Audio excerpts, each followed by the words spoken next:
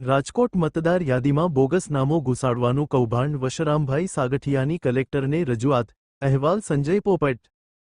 માન્ય જિલ્લા કલેક્ટરને આવેદનપત્ર આપી અમે રજૂઆત કરી છે કે રાજકોટ 68 વિધાનસભામાં વોર્ડ નંબર 15 ના એક નગરસેવક તરીકે હું છેલ્લા 15 વર્ષથી છું। મારા દરેક વોર્ડમાં કઈ શેરીમાં કયા વ્યક્તિને નામ જોગ મને ખબર હોય છે।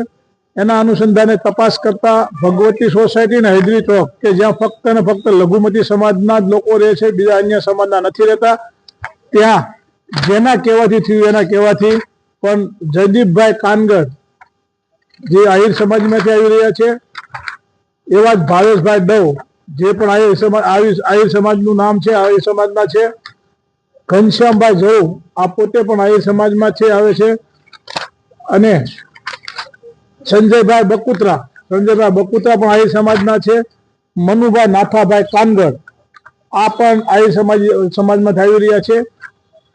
હું કોઈને નહીં પરંતુ માન્ય ધારાસભ્ય 68 વિધાનસભા ધારાસભ્ય ભાઈ શ્રી ઉદયભાઈ કાનગરને બે હાથ જોડી વિનંતી કરું છું કે તમારે લોકશાહી ઢબે ચૂંટણી થવા દેવી જોઈએ। આમાં મને એવું લાગે છે ક્યાંક ને ક્યાંક વૈમનસ્ય ફેલાવી તોફાન કરાવવાની આ લોકોની ઈચ્છા હોય ભાજપવાળાની એવું લાગી રહ્યું છે। એક જ જ્ઞાતિના લોકોના નામ શા માટે એક જ જગ્યાએ રાખવામાં આવે છે એ મને નથી ખબર।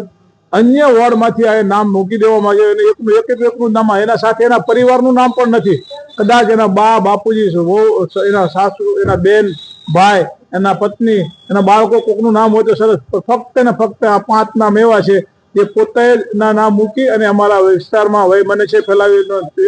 એક છેલ્લું કાનગરનું નામ જે મેં આપને કીધું તે પોતે દલિત સમાજ સિવાય કોઈનું નામ નથી, કોઈ વિસ્તાર માણસ રહેતા નથી, એવા મનુભાઈ કાનગર જે પણ ઉદયભાઈના નામ અટક સાથે જોડાયેલા છે, તો એમને પણ વિનંતી છે કે અમારા વિસ્તારમાં મહેરબાની કરી અસામાજિક પ્રવૃત્તિ ન કરે, વૈમનસ્ય ન ફેલાવે, અંદરો અંદર ધાક ધમકી ન આપે, એના માટે અમે માન્ય કલેક્ટરશ્રીને આવેદનપત્ર આપવા આવ્યા હતા। કલેક્ટરે આરઓને લેખિતમાં કાગળ મોકલી દીધો છે અમારે એની સિગ્નેચર કરી। અમને ભરોસો છે સરકારમાંથી કલેક્ટર માથે કે એ આવું નહીં થવા દે, અને ખાસ કરીને ઉદયભાઈ માથે કે ઉદયભાઈ અમને લોકશાહી ઢબે અમારા વિસ્તારમાં વોર્ડમાં ચૂંટણી થવા દેજો।